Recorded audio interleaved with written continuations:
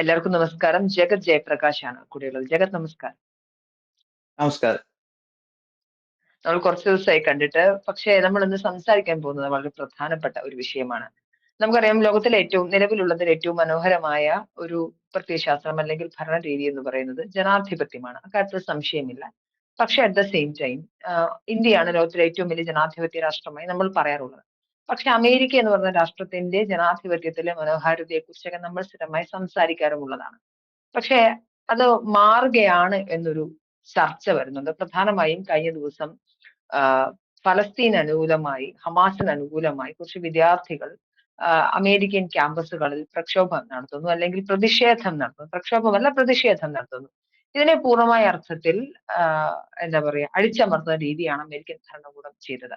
അതിൽ വിസ അവരുടെ റദ്ദാക്കുന്നത് ഉൾപ്പെടെയുള്ള വലിയ രീതിയിലുള്ള നടപടികളിലേക്ക് പോകുന്നു. ജഗത്ത്, എന്റെ ചോദ്യം, ഒരു ജനാധിപത്യ രാഷ്ട്രത്തിൽ പ്രതിഷേധിക്കാനുള്ള അവകാശം പോലും ആ നാട്ടിലെ വിദ്യാർത്ഥികൾക്കില്ലേ എന്നുള്ളതാണ്. ഫസ്റ്റ് ഓഫ് ഓൾ ഇതൊരു വൺ സൈഡഡ് ക്വസ്റ്റ്യൻ ആയിട്ടാണ് എനിക്ക് ഫീൽ ചെയ്യുന്നത്. കാരണം ഹൈലി ബയസ്ഡ് ആണ് ഈ ക്വസ്റ്റ്യൻ. നിങ്ങൾക്ക് ആർക്കും അറിയത്തില്ല എന്താണ് US കാനഡ ഇവിടെ നടക്കുന്നതെന്നുള്ളത്. അപ്പം നമ്മൾ ഈ കൺസർവേറ്റീവ് സൈഡിൽ നിന്നും കൂടെ ഇതിനെ നോക്കി കാണേണ്ടതുണ്ട്.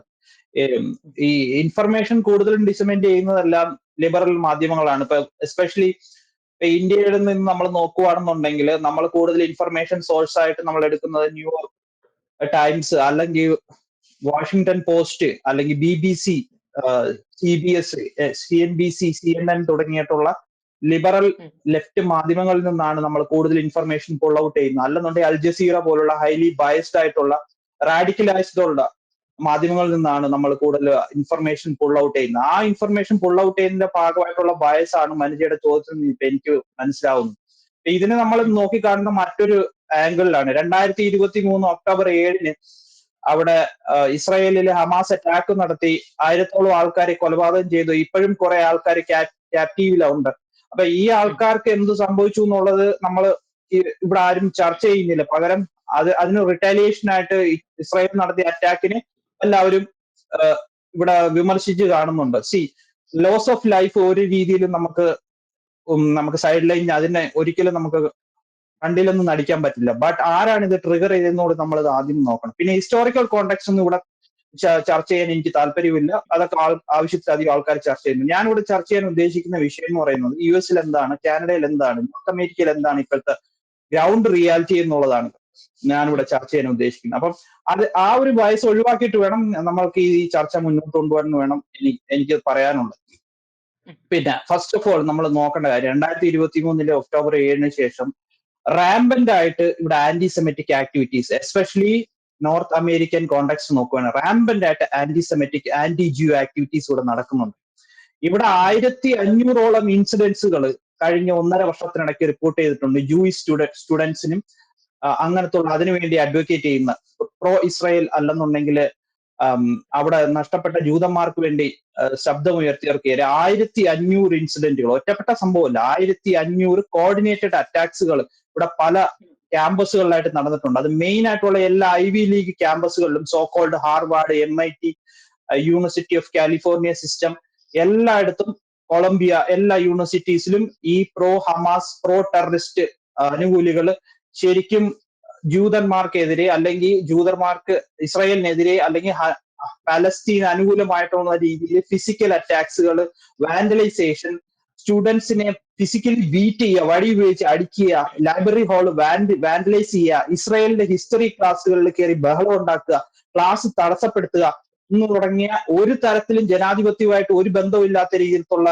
കാര്യങ്ങളാണ് ഇവര് ഇവിടെ ചെയ്യുന്നത്. ഇവിടെ ടെററിസ്റ്റ് ആക്ടിവിറ്റീസ് വെച്ച് പൊറിപ്പിക്കത്തില്ലെന്ന് ട്രംപ് നേരത്തെ തന്നെ സൂചിപ്പിച്ചിട്ടുണ്ടായിരുന്നു.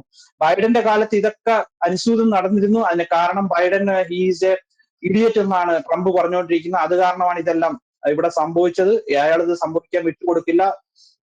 ജൂയിഷ് ഇൻട്രസ്റ്റിനെ താല്പര്യങ്ങൾക്ക് പുറത്താണ് US എല്ലാ ബാങ്കിങ് സിസ്റ്റവും വലിയ ഇൻഡസ്ട്രീസും വർക്ക് ചെയ്യുന്നത്. അപ്പൊ അതിന് അനുകൂലമായിട്ട് മാത്രമേ ട്രംപിനും നിൽക്കാൻ പറ്റൂ. കാരണം നമ്മൾ ബേസിക് ആയിട്ടുള്ള ഹ്യൂമൻ റൈറ്റ്സ് വയലേഷൻ ആണ് നടക്കുന്നത്. നിങ്ങൾക്ക് പ്രൊട്ടസ്റ്റ് ചെയ്യാൻ കുഴപ്പമൊന്നുമില്ല, സൈലന്റ് ആയിട്ട് പ്രൊട്ടക്ട് ചെയ്യാൻ ഒരു പ്ലക്കാർഡ് പൊക്കി പിടിക്കുന്ന പോലെയല്ല വാൻഡലൈസേഷൻ ചെയ്യുന്നതും സ്റ്റുഡൻസിനെ ഫിസിക്കലി അസാൾട്ട് ചെയ്യുന്നതും. പിന്നെ ഇതിനൊക്കെ കോർഡിനേറ്റഡ് ആയിട്ടുള്ള ഒരു ഫണ്ടിങ് പാറ്റേണും നമുക്ക് മനസ്സിലാക്കുക മനസ്സിലാക്കാൻ പറ്റുന്നുണ്ട്. അപ്പം ഈ തരത്തിലുള്ള ഒരു അണ്ടർസ്റ്റാൻഡിങ്, എസ്പെഷ്യലി ഇന്ത്യൻ കോൺടെക്സ്റ്റിൽ ഈ തരത്തിലുള്ള ഒരു അണ്ടർസ്റ്റാൻഡിങ് ഹൈലി ഡാമേജിങ് ആണ്. അത് നമ്മുടെ തന്നെ ചിന്തകൾക്ക് ഹൈലി ബയസ്ഡ് ആയിട്ടുള്ള ഒരു പക്ഷെ ഇവിടുത്തെ മാധ്യമങ്ങൾ അതിനെ എക്സ്പ്ലെയിൻ ചെയ്യുന്നത്, അതിനെ ചിത്രീകരിക്കുന്നത് ഈ രീതിയിലാണ്. നമുക്ക് കിട്ടുന്ന ഇൻഫർമേഷൻസ് നമുക്ക് കയ്യിലേക്ക് വരുമ്പോ അത് ഇങ്ങനത്തെയുള്ള കുറെ അധികം അരിപ്പകളിലൂടെ അരിച്ചതിന് ശേഷമാണ് നമ്മുടെ കയ്യിലേക്ക് എത്തുന്നത്. അവിടെ വരുമ്പോ വാൻഡലൈസിങ് എന്നുള്ള വാക്ക് ഒഴിവാക്കുകയാണ്, സ്റ്റുഡൻസ് നടത്തുന്ന അട്രോസിറ്റീസ് ഒഴിവാക്കപ്പെടുകയാണ്, അല്ലെങ്കിൽ ഫണ്ടഡ് ആണ് ഇത്തരത്തിലുള്ള പ്രതിഷേധങ്ങൾ എന്നുള്ള കാര്യങ്ങളെല്ലാം ഒഴിവാക്കിക്കൊണ്ട് ട്രംപിന്റെ ഓട്ടോക്രസി എന്ന രീതിയിലാണ് ഇവിടെ വരുന്നത്. അപ്പം നമ്മൾ വിശ്വസിക്കുമോ ഇല്ലയോ എന്നുള്ളതല്ല, ഇവിടെ എങ്ങനെയാണ് പിക്ചറൈസ് ചെയ്യുന്നത്, അവിടെ അങ്ങനെ ഒരു പ്രശ്നം കൂടി ഉണ്ട്. ഈ 2023 ഡിസംബർ മുതലാണ് ഇതിന്റെ എതിരെയുള്ള ഒരു മൂവ്മെന്റ് US സ്റ്റാർട്ട് ചെയ്യുന്നത്. അന്ന് കുറച്ച് റിപ്പബ്ലിക്കൻസ് ആയിട്ടുള്ള കുറച്ച് സെനറ്റേഴ്സ് അങ്ങനത്തുള്ള ആൾക്കാരും പ്രശ്നം ഉണ്ടാക്കിയതിനെ തുടർന്ന് ഒരു ഹൗസ് കമ്മിറ്റി രൂപീകരിക്കുകയും പ്രധാനപ്പെട്ട യൂണിവേഴ്സിറ്റി എന്നുള്ള പ്രസിഡൻസിനെ അവിടെ വിളിച്ചു വരുത്തി ചോദ്യം ചെയ്യുകയും ചെയ്യുകയുണ്ടായി. ഇതൊരു വലിയ ഇഷ്യൂ ആയിരുന്നു. US നോർത്ത് അമേരിക്കൻ കോൺടെക്സ്റ്റിൽ ഇതൊരു വലിയ ഇഷ്യൂ ആയിരുന്നു. 5 മണിക്കൂറോളം ലെങ്ത് ഉള്ള വീഡിയോ യൂട്യൂബിനകത്ത് അവൈലബിൾ ആണ്. അപ്പൊ ആ യൂട്യൂബിനകത്തുള്ള വീഡിയോയ്ക്കകത്ത് നമുക്ക് മനസ്സിലാക്കാൻ പറ്റുന്ന കാര്യം, ഇത് ഞാൻ നേരത്തെ തന്നെ ഞാൻ ശ്രദ്ധിച്ചിട്ടുണ്ടായിരുന്നു, പക്ഷെ നമ്മുടെ നാട്ടിൽ ഈ വിഷയം അന്ന് ആരും ചർച്ച ചെയ്തിട്ടില്ലായിരുന്നു. അപ്പൊ അന്ന് ആ വീഡിയോ നമ്മൾ ശ്രദ്ധിക്കും മനസ്സിലാവുന്ന വെച്ചാൽ യൂണിവേഴ്സിറ്റി ഓഫ് പെൻസിൽവാനിയയിലെ പ്രസിഡന്റ് എലിസബത്ത് ബാഗിൻ, ഹാർവാർഡ് യൂണിവേഴ്സിറ്റിയുടെ പ്രസിഡന്റ് ക്ലൗഡിൻ ഗേ, കൊളംബിയ യൂണിവേഴ്സിറ്റിയുടെ പ്രസിഡന്റ് മൊനീഷ് ഷിഫാക്, പിന്നീട് റോഡ്ഗേഴ്സ് യൂണിവേഴ്സിറ്റിയുടെ പ്രസിഡന്റ് ജോനാഥൻ ഹാൾവേ തുടങ്ങിയ പല ആൾക്കാർക്കും ഇതുമായിട്ട് ബന്ധപ്പെട്ട് ജോലി നഷ്ടപ്പെട്ടിട്ടുണ്ട്. യൂണിവേഴ്സിറ്റിയുടെ പ്രസിഡന്റ് എന്ന് വെച്ച് കഴിഞ്ഞാൽ വൈസ് ചാൻസലറിന് തുല്യമാണ് US കാനഡയിൽ. യൂണിവേഴ്സിറ്റിയുടെ വൈസ് ചാൻസലർ പ്രസിഡന്റ് എന്നാണ് പറയുന്നത്, അല്ലെങ്കിൽ ചാൻസലർ. അദ്ദേഹമാണ് ഏറ്റവും ഹയസ്റ്റ് ഓഫീസ് അവിടെ ചെയ്യുന്നത്. അതിന് മേളിലൊരു അതോറിറ്റി ഇല്ല. 2023 ഡിസംബർ മുതൽ സംഭവിച്ച വിഷയങ്ങളെ തുടർന്ന് ഈ ഞാൻ നേരത്തെ സൂചിപ്പിച്ച യൂണിവേഴ്സിറ്റി ഓഫ് പെൻസിൽവാനിയയിലെ പ്രസിഡന്റ് എലിസബത്ത് മാഗിൽ, ഹാർവാർഡ് യൂണിവേഴ്സിറ്റിയുടെ പ്രസിഡന്റ് ക്ലൗഡിൻ ഗേ, കൊളംബിയ യൂണിവേഴ്സിറ്റിയുടെ പ്രസിഡന്റ് മൊനീഷ് ഷിഫാക്, റോഡ്ഗേഴ്സ് യൂണിവേഴ്സിറ്റിയുടെ പ്രസിഡന്റ് ജോനാഥൻ ഹോൾവേ തുടങ്ങിയ ആൾക്കാർക്കെല്ലാം ജോലി നഷ്ടപ്പെട്ടു. അപ്പം അതിന് എന്തുകൊണ്ടാണ് ഇവർക്ക് ജോലി നഷ്ടപ്പെട്ടത്? ഇത് ജോലി നഷ്ടപ്പെട്ടതിന്റെ കാരണം മറ്റൊന്നുമില്ല, ഇതുപോലത്തുള്ള വാൻഡലൈസേഷനും ഈ ജ്യൂസിനെതിരെയുള്ള ഹേറ്റ് ക്രൈംസും കൂടി വരുന്നത് കാരണം അവരെ സംരക്ഷിക്കുക. അതായത് ഒരു യൂണിവേഴ്സിറ്റി പ്രസിഡന്റിന്റെ ഏറ്റവും വലിയ ഉത്തരവാദിത്വം പറയുന്നത് ആ ക്യാമ്പസിലുള്ള എല്ലാ ആൾക്കാരുടെ ജീവനും സ്വത്തിനും വെൽബീയിങ്ങിനും സംരക്ഷണം കൊടുക്കുക എന്നുള്ളതാണ് ആ യൂണിവേഴ്സിറ്റി പ്രസിഡന്റ്. അത് അവര് ഫെയിലായി. ഇപ്പം ആ വീഡിയോ നമുക്ക് കാണുമ്പോൾ അവർ ഉദ്ദേശിക്കുന്നത്, അതിനകത്ത് കോൺഗ്രസിലെ ഒരു കോൺഗ്രസ് വുമൺ എടുത്തെടുത്ത് ചോദിക്കുന്നുണ്ട്, നിങ്ങൾക്ക് ഈ ഇസ്രായേലിനെ തുടച്ചു നീക്കണം എന്ന് പറഞ്ഞുള്ള രീതിയിൽ, ഇന്തിഫാദ എന്ന് പറഞ്ഞുള്ള രീതിയിലുള്ള ഹെയ്റ്റ് ക്രൈംസ് അല്ലെങ്കിൽ അങ്ങനത്തുള്ള വയലന്റ് പ്രൊട്ടസ്റ്റ് അല്ലെങ്കിൽ അങ്ങനത്തുള്ള സ്ലോഗൻസ് അവിടെ ചാൻഡ് ചെയ്യുന്നത് നിങ്ങൾക്ക് ആന്റിസെമിറ്റിക് ആയിട്ട് തോന്നിയില്ലേ എന്ന് ചോദിച്ചപ്പോൾ അവര് ഉത്തരം പറയാതെ കിടന്ന് ഉരുണ്ട് കളിച്ചതിനെ തുടർന്നാണ് അന്നൊരു പബ്ലിക് ഔട്ട്റോർ ഉണ്ടായിട്ടാണ് ഈ പ്രസിഡന്റുമാരുടെ എല്ലാം ജോലി നഷ്ടപ്പെട്ടത്, അല്ലെങ്കിൽ യൂണിവേഴ്സിറ്റിയുടെ ചാൻസലർമാരെയൊക്കെ പുറത്താക്കിയത്. അപ്പൊ അത്രയും വലിയ ഇൻസിഡന്റ് ഇവിടെ ഓൾറെഡി സംഭവിച്ചു കഴിഞ്ഞു 1 വർഷം മുന്നേ. ഇത് സംഭവിച്ചു 2024 ജനുവരി ഫെബ്രുവരി മാസങ്ങളിലാണ് ഇത് സംഭവിച്ചത്. അന്ന് ഇതൊന്നും വലിയ മീഡിയ സ്പെക്കുലേഷനോ റിപ്പോർട്ടിങ്ങോ നടന്നില്ല. അന്ന് ട്രംപിന്റെ നേതൃത്വത്തിൽ അന്ന് വലിയ ക്യാമ്പയിൻ ഇവിടെ നടന്നിട്ടുണ്ടായിരുന്നു.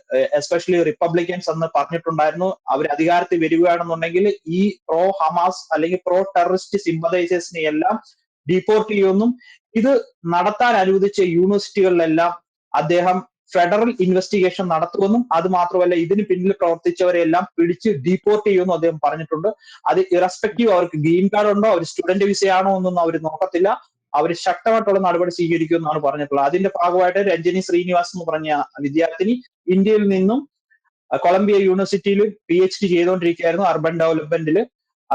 അവര് സ്വന്തമായിട്ട് തന്നെ ഡീപ്പോർട്ടായി. കാരണം പോലീസ് പിടിക്കുന്നതിന് മുന്നേ തന്നെ ഡീപ്പോർട്ടായി. അല്ലെന്നുണ്ടെങ്കിൽ സംഭവിക്കുന്നത് വെച്ച് കഴിഞ്ഞാൽ ICEയുടെ റെയ്ഡ് നടന്നു കഴിഞ്ഞാൽ അവരെ വന്ന് പോലീസ് പിടിച്ച് കയ്യാമം വെച്ച് അവസാനം ചങ്ങലക്കിട്ട് ഫ്ലൈറ്റ് കയറ്റി ഇന്ത്യയിൽ വിടും. അത് ഒഴിവാക്കാനും വേണ്ടിയിട്ടാണ് അവര് തന്നെ സ്വന്തമായിട്ട് ഡീപ്പോർട്ടായത്. അത് നന്നായെന്നേ പറയത്തുള്ളൂ. അല്ലെന്നുണ്ടെങ്കിൽ അടുത്ത ഫ്ലൈറ്റിനകത്ത് ഈ സ്ത്രീയെയും കയറ്റി വിട്ടേനായിരുന്നു.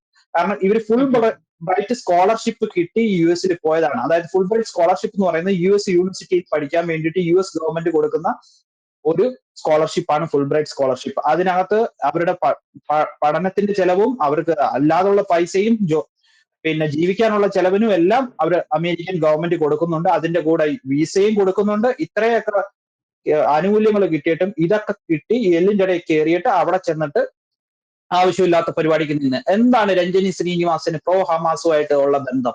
അവർക്ക് എന്ത് സ്റ്റേക്കാണുള്ളത്? അവരവിടെ പോയിട്ട് പഠിക്കുക, അവരുടെ ജോലി നോക്കുക, ജീവിക്കുക. അല്ലാതെ ഇതുമാതിരിയുള്ള പരിപാടികൾ കാണിച്ചു കഴിഞ്ഞാൽ ചങ്ങലക്കിട്ട് തന്നെ കയറ്റി വിടും. ഇപ്പൊ ഈ ഒരു ഇന്ത്യൻ കോണ്ടാക്ട് എടുത്തു കഴിഞ്ഞാൽ ഇന്ത്യയിൽ വന്നിട്ട് ആരെങ്കിലും ഇതുപോലത്തെ ഒരു ഫോറിനർ ഇവിടെ വന്ന് എന്തെങ്കിലും ചെയ്തു കഴിഞ്ഞാൽ എപ്പോൾ ജയിലിനകത്ത് പോയെന്ന് ചോദിച്ചാൽ മതി.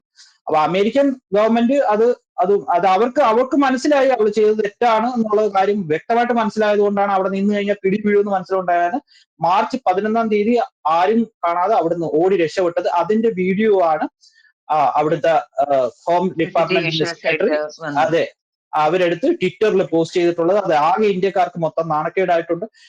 ഇനിയും ഇതുപോലത്തുള്ള അർബൻ നക്സൽസ് US കനേഡിയൻ ക്യാമ്പസുകളിൽ താമസിക്കുന്നുണ്ട്. എനിക്ക് അറിയുന്നില്ല, എനിക്ക് മനസ്സിലാക്കുന്നില്ല. ഞാൻ അവരുടെ പ്രൊഫൈൽ നോക്കിയപ്പോഴേ അവർ CPET എന്ന് പറഞ്ഞിട്ട് ഒരു യൂണിവേഴ്സിറ്റി അഹമ്മദാബാദിൽ നിന്ന് എന്തോ ആർക്കിടെക്ചർ എന്തോ പഠിച്ചിട്ടാണ് അവർക്ക് ഫുൾ ബ്രൈറ്റ് സ്കോളർഷിപ്പ് കിട്ടിയത്. എനിക്ക് മനസ്സിലാവുന്നില്ല. ഇത്രയും മിടുക്കരായിട്ടുള്ള വിദ്യാർത്ഥികൾ, ഞാൻ IIT സിസ്റ്റത്തിൽ നിന്ന് വരുന്ന ആൾക്കാരാണ്. IIT സിസ്റ്റത്തിൽ നിന്ന് പോലും വളരെ പ്രഗത്ഭരായിട്ടുള്ള വിദ്യാർത്ഥികൾക്ക് മാത്രം കിട്ടുന്നതാണ് ഫുൾ ബ്രൈറ്റ് സ്കോളർഷിപ്പ്. ഇങ്ങനത്തുള്ള ഒരു തട്ടിക്കൂട്ട് യൂണിവേഴ്സിറ്റി എന്നൊക്കെ പഠിച്ച് വരുന്ന ആൾക്കാർക്ക് എങ്ങനെയാണ് ഫുൾ ബ്രൈറ്റ് സ്കോളർഷിപ്പ് കിട്ടുന്നതെന്നൊക്കെ നമ്മൾ അന്വേഷിക്കേണ്ടി. ഇന്ത്യ ഗവൺമെന്റ് ഇവരുടെ ഫാമിലിക്കെതിരെയും ഇവർക്ക് ഫണ്ടിങ് കൊടുത്തവർക്കെതിരെയും എല്ലാം വ്യക്തമായിട്ടുള്ള രീതിയിൽ അന്വേഷണം നടത്തണം. അല്ലെങ്കിൽ ഇതുപോലത്തുള്ള ഫ്രിഞ്ച് എലമെന്റ്സുകൾ അവിടുന്ന് ഇന്ത്യയിൽ വന്ന ശേഷം ഇവിടെയുള്ള സിസ്റ്റത്തിൽ കയറി ഇവിടെ ഇതുപോലത്തുള്ള പ്രോ ഹമാസ് അനുകൂല റാലികൾ നടത്തുകയും ടെററിസ്റ്റ് സിമ്പതൈസേഷൻ നടത്തുകയും ചെയ്യും. അത് ഇന്ത്യയുടെ ആഭ്യന്തര സുരക്ഷയ്ക്കും അത് പ്രശ്നമാണ്. അവിടെ ഒരു പ്രധാനപ്പെട്ട ഒരു ചോദ്യം കൂടെ ബാക്കിയുണ്ട്. അതായത് നമുക്ക് ഹമാസിനെ അനുകൂലിക്കുന്ന ഹമാസ് ഒരു ലിസ്റ്റഡ് ആയിട്ടുള്ള ടെററിസ്റ്റ് ഓർഗനൈസേഷൻ ആണ്.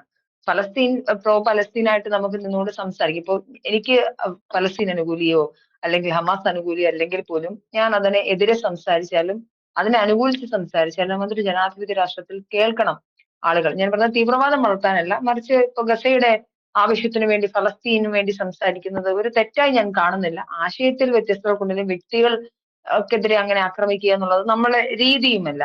അപ്പൊ എന്റെ ചോദ്യം ഇതാണ്. ഇപ്പം രജനി ശ്രീനിവാസൻ അവിടെ നിന്ന് നിലനിൽപ്പിൽ ഓടിപ്പോകുന്നു. ഇപ്പൊ അതിന് മാത്രമല്ല, മെഹമ്മദ് ഖലീൽ എന്ന് പറയുന്ന മറ്റൊരു വ്യക്തിനെ ഡീറ്റെയിൻ ചെയ്യുന്ന സിറ്റുവേഷൻ ഉണ്ടാവും. ഇത്രയും എക്സ്ട്രീം ആയിട്ടുള്ള ഒരു രീതിയിലേക്ക് പോകേണ്ടതുണ്ടോ? പ്രത്യേകിച്ച് JD വാൻസൺ കഴിഞ്ഞ ദിവസം പറഞ്ഞത് ഗ്രീൻ കാർഡ് ഉള്ളത് കൊണ്ട് അമേരിക്കൻ പൗരത്വം കിട്ടിയെന്നല്ല, അമേരിക്കയിൽ എല്ലാ കാലം നിൽക്കാമെന്ന് നിങ്ങളൊന്നും വിചാരിക്കേണ്ട എന്നാണ് പറഞ്ഞത്. അതായത് ഇനി ആരെങ്കിലും ഇതുപോലുള്ള ആന്റിസെമിറ്റിക് ആയിട്ടുള്ള അല്ലെങ്കിൽ ഇതുപോലുള്ള ജൂഷിന് എതിരായിട്ടുള്ള ഹമാസിനെ അനുകൂലിക്കുന്ന ആളുകളുണ്ടെങ്കിൽ ഞങ്ങൾ തീർച്ചയായും അമേരിക്കയിൽ നിന്ന് പുറത്താക്കുമെന്ന് തന്നെയാണ് പറഞ്ഞിരിക്കുന്നത്. അപ്പൊ അങ്ങനെ ഒരു വലിയ എക്സ്ട്രീം ആക്ഷനിലേക്ക് പോകേണ്ടതുണ്ടോ?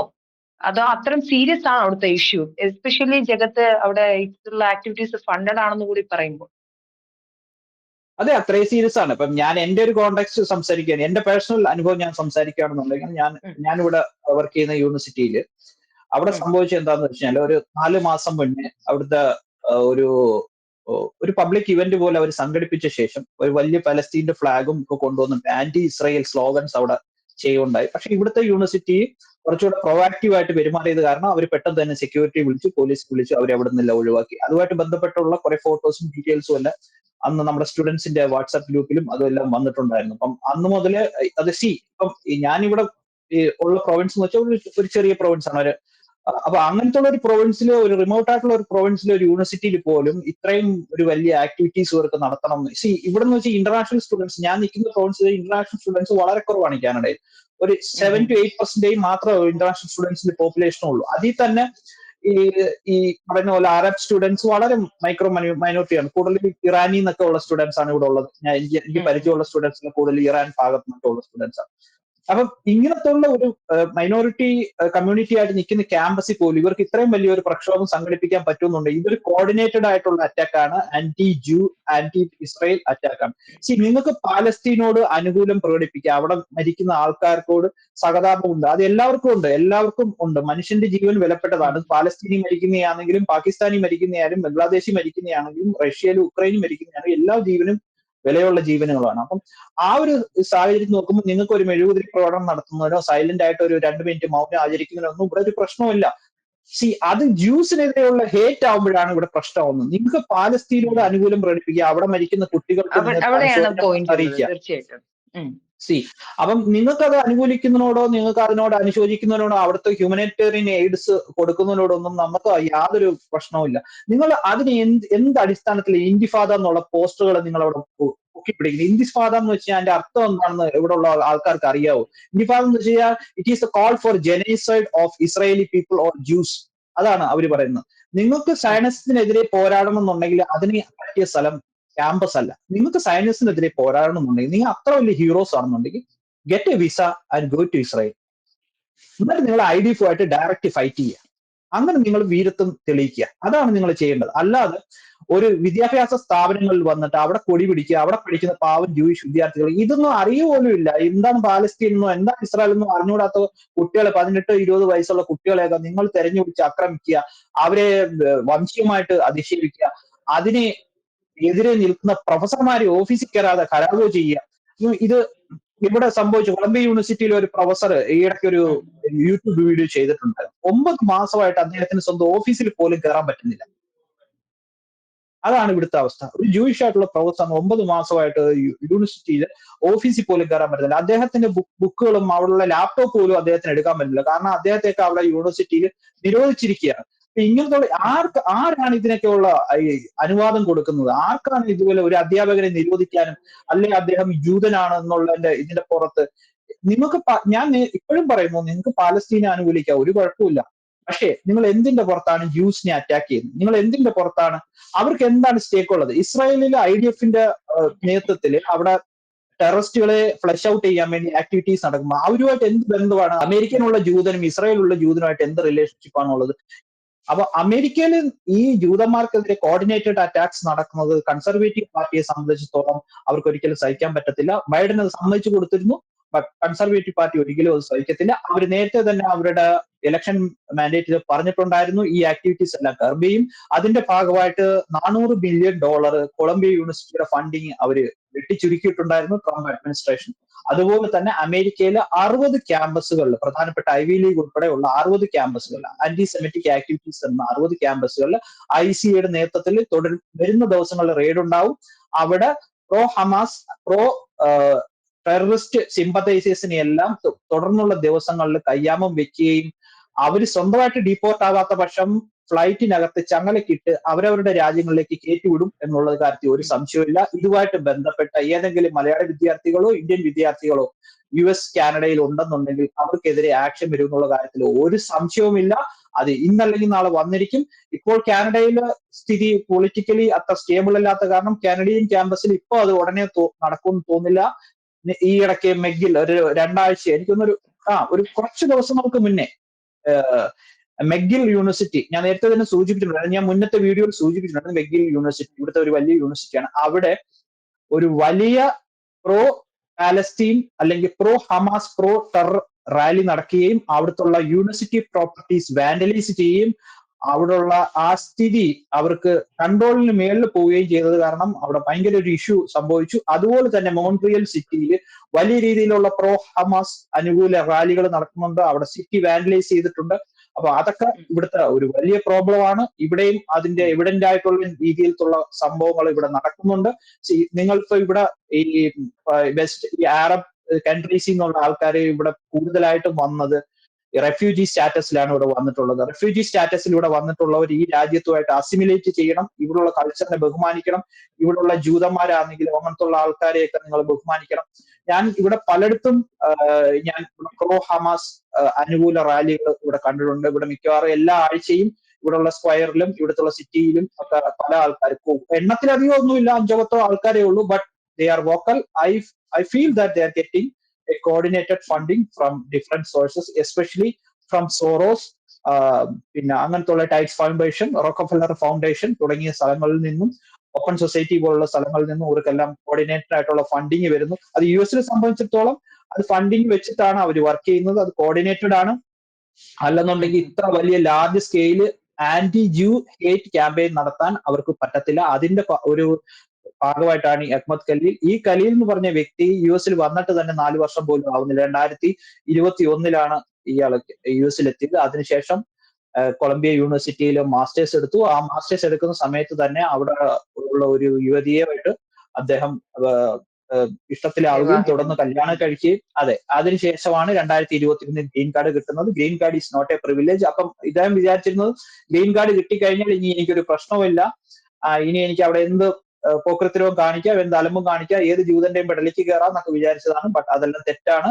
ഗ്രീൻ കാർഡ് കിട്ടിയാലും നിങ്ങളെ സംബന്ധിച്ചിടത്തോളം ആന്റിസെമറ്റിക് ടെററിസ്റ്റ് സിമ്പത്തൈസിങ് ആക്ടിവിറ്റീസ് നടത്തി കഴിഞ്ഞാൽ അവർ പിടിച്ചു കഴിഞ്ഞാൽ നിങ്ങളുടെ ഗ്രീൻ കാർഡും ക്യാൻസൽ ആവും, എല്ലാം ക്യാൻസൽ ആവും. അപ്പോഴത്തേക്ക് പൂക്കളെയും പുഷ്പങ്ങളെയും ഇഷ്ടപ്പെട്ട യാക്കൂബ് മേമനൊന്നും പറഞ്ഞിട്ട് കാര്യമില്ല, അവര് പിടിച്ച് നിങ്ങളെ ഡീപ്പോർട്ട് ചെയ്യും, ഒരു സംശയമില്ല. ഈ പറയുന്ന ഖലീലിന്റെ വൈഫ് 8 മാസം പ്രഗ്നന്റ് ആണ്. അങ്ങനത്തുള്ള പ്രഗ്നന്റ് വുമണിന്റെ ഫോട്ടോ ഒക്കെ വെച്ചിട്ട് ഇപ്പൊ തന്നെ പല ലിബറൽ മാധ്യമങ്ങളും ഇവിടെ ഒരു ക്യാമ്പയിൻ തുടങ്ങിയിട്ടുണ്ട്. ഖലീൽ പൂക്കളെയും പുഷ്പങ്ങളെയും ഇഷ്ടപ്പെടുന്ന നിർമാല്യം നിറഞ്ഞ ഒരു വ്യക്തിയായിരുന്നു, അദ്ദേഹത്തെ ഫാമിലിയെ അദ്ദേഹത്തിനെ പിരിച്ചു വിടരുത്. ഇപ്പൊ ലൂസിയാനയിലുള്ള ICEയുടെ ഡീറ്റൻഷൻ സെന്ററിലാണ് അദ്ദേഹം ഇരിക്കുന്നത്. അവിടെ ഇരുന്ന് സുഖിക്കാം. ഇനി അവിടെ ഇരുന്ന് സുഖിച്ചിട്ട് സുഖം കുറവാണെന്നുണ്ടെങ്കിൽ അവര് അവിടുന്ന് പിടിച്ച് ചങ്ങലയ്ക്കകത്തിട്ട് ഡീറ്റെയിൻ ചെയ്തിട്ട് മിലിറ്ററി ഫ്ലൈറ്റിനകത്ത് അയാൾ വന്ന സ്ഥലമായ സിറിയയിലേക്ക് തന്നെ തിരിച്ചയക്കും. കാരണം ഈ ഖലീൽ എന്ന് പറഞ്ഞ ആള് ഒരു സിറിയൻ ക്യാമ്പിലാണ് ജനിച്ചത്. അവിടുന്ന് കിട്ടിയ ഇൻഡോക്ട്രിനേഷൻ ആണ്. നമുക്കെല്ലാം അറിയാം, ISIS ബേസ് ആയിട്ടുള്ള സിറിയൻ ക്യാമ്പുകളിലെല്ലാം അതിരീതിയിലുള്ള ആന്റിസെമറ്റിക് ആക്ടിവിറ്റീസ് ആണ് കുട്ടികളുടെ തലയിലേക്ക് കുത്തിക്കയറ്റി വെക്കുന്നത്. ഇതിനെ പറ്റിയിട്ടുള്ള ഈവൻ BBC ഡോക്യുമെന്ററി വരെ അവൈലബിൾ ആണ്. ഇങ്ങനത്തുള്ള സ്ഥലത്തുനിന്ന് വരുന്ന ഹൈലി ഇൻഡോക്ട്രിനേറ്റഡ് ആയിട്ടുള്ള റാഡിക്കലൈസ്ഡ് ആൾക്കാരാണ് ഇവിടെ വന്നിട്ട് ജ്യൂസിനെതിരെ ഹേറ്റ് ക്യാമ്പയിൻ നടത്തുന്നത്. അതൊരിക്കലും ട്രംപിന്റെ അഡ്മിനിസ്ട്രേഷനോ സമ്മതിച്ചു കൊടുക്കത്തില്ല. വളരെ വ്യക്തമാണ് ജഗത് ജയപ്രകാശ് പറഞ്ഞ കാര്യങ്ങൾ. എന്തായാലും നമ്മുടെ ഇവിടെ ഞാൻ ആദ്യം പറഞ്ഞതുപോലെ തന്നെ ഒരു അരിപ്പയിലൂടെ അരിച്ചു വരുന്നത് പോലെയാണ് വരുന്നത്. പ്രധാനപ്പെട്ട വാക്കുകളൊന്നും തന്നെ ഇവിടെ എത്തില്ല. ഫണ്ടഡ് ആണെന്നുള്ള കാര്യം, അതൊരു ആന്റിസെമറ്റിക് ആണെന്നുള്ള കാര്യം, അവിടെ ജൂതന്മാരായ കുട്ടികളെ ക്ലാസ്സിൽ കയറി ആക്രമിക്കുന്ന കാര്യങ്ങളൊന്നും വരില്ല. ഇവിടെ ആകെ വരുന്നത് ട്രംപിന്റെ ഓട്ടോക്രസിയെ കുറിച്ച് മാത്രമായിരിക്കും. എന്തായാലും ഇത്തരത്തിലുള്ള ഓരോ രാജ്യത്തിനും ഓരോ രീതികളുണ്ട്. അവർക്ക് വേണമെങ്കിൽ സിവിലിയനെ പൗരത്വം തന്നെ റദ്ദാക്കാനുള്ള അധികാരം അമേരിക്കയ്ക്കുണ്ട്, അമേരിക്കയുടെ അധികാരികൾക്കുണ്ട്. അപ്പോ അവരെ സംബന്ധിച്ചിടത്തോളം ഇത്തരം മെഷേഴ്സ് ആയിരിക്കും. കാര്യം 1500-ലധികം കലാപങ്ങൾ ഉണ്ടാവുന്നത് നിസ്സാരപ്പെട്ട കാര്യങ്ങളല്ല. ചെറുതും വലുതുമായ 1500-ലധികം പ്രശ്നങ്ങൾ നേരിടുന്ന ഒരു സർക്കാരിനെ സംബന്ധിച്ചിടത്തോളം ഇതല്ലാതെ മറ്റൊരു മാർഗവുമില്ല.